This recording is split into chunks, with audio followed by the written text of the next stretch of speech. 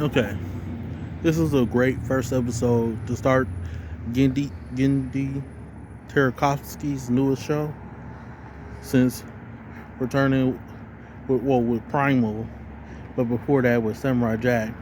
But this and Primal have more of the same art style, which is more so based on Symbiotic Titan.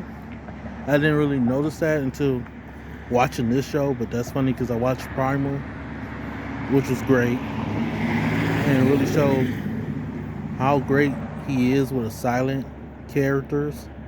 Because Samurai Jack he was silent for most of the time. He talked, but you know what I'm saying.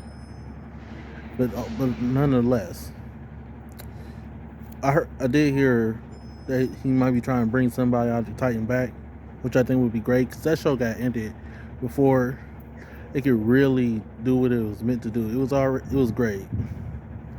It ended too soon. But now that he's really in there, he's been able to do all these works, and that's been great because he's been making banger after banger, which Cartoon Network / Adult Swim has been needing. Yeah, I'm outside, so you hear trucks and stuff. It's loud.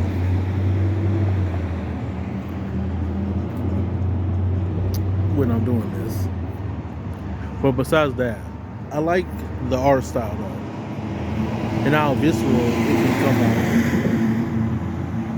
on. But more so with the girl, her husband was looking like Betty Boop / one of the dwarves from Snow White. He had that Disney in the face look.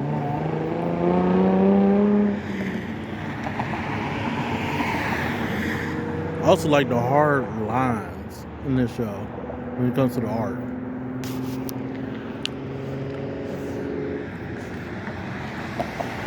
But it's also crazy / cruel the way that these reincarnations are done. It's like it's a forced reincarnation. Not like Avatar where Aang is still himself. Well, technically with this girl, doesn't essentially know who she is. She was who she was and still kind of feels that, but trying to figure out who she is now because of the forced reincarnation. Because these are forced reincarnations essentially, and they was fighting to stop him from doing that. It was so visceral and cruel the way this reincarnation is done. Taking someone that's had a life and was living it just fine until you come along, even though it's to save the world. And I liked all the different time periods we got to see the way they look, but also which fits with the Eternal title in it. But also the way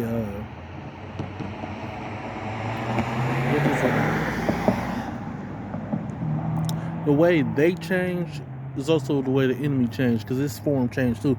It was a ball, it was a wolf, it was a dragon, and now it's a foxy lady. Because when the character turned, the face looked like a fox, but its shape changes along with theirs.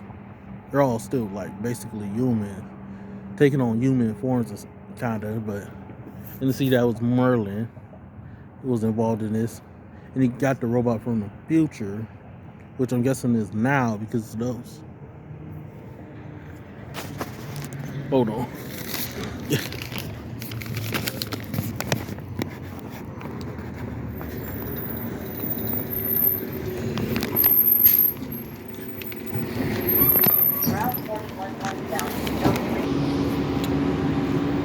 Okay, like I was saying, it's like a forced reincarnation because she popped off like she was trying to, still felt like she was the previous person, but not. But also what I was saying with the robot, it's like we got it from like this period right now.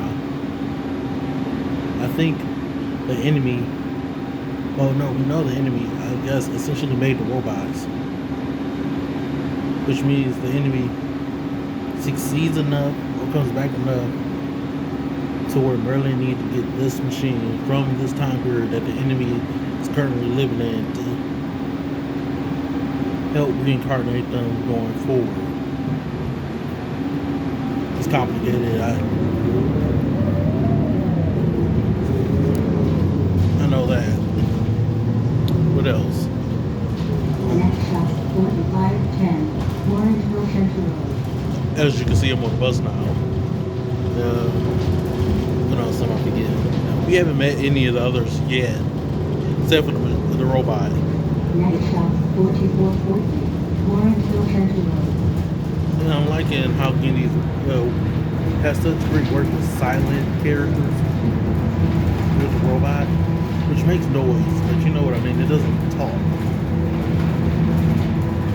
And it was so funny that the enemy just saw her run going side to side as she picks up the machine. But I also think Next stop, Lawrenceville Central Road, and doing this has probably made them some human enemies along the way, because they've been taking people away from their families essentially. Next stop, Lawrenceville Central Road, and Longbrook Road. I think they're gonna like have her, the character she was, her fiance gonna get involved in this. I could be wrong, Next but stop, Lawrenceville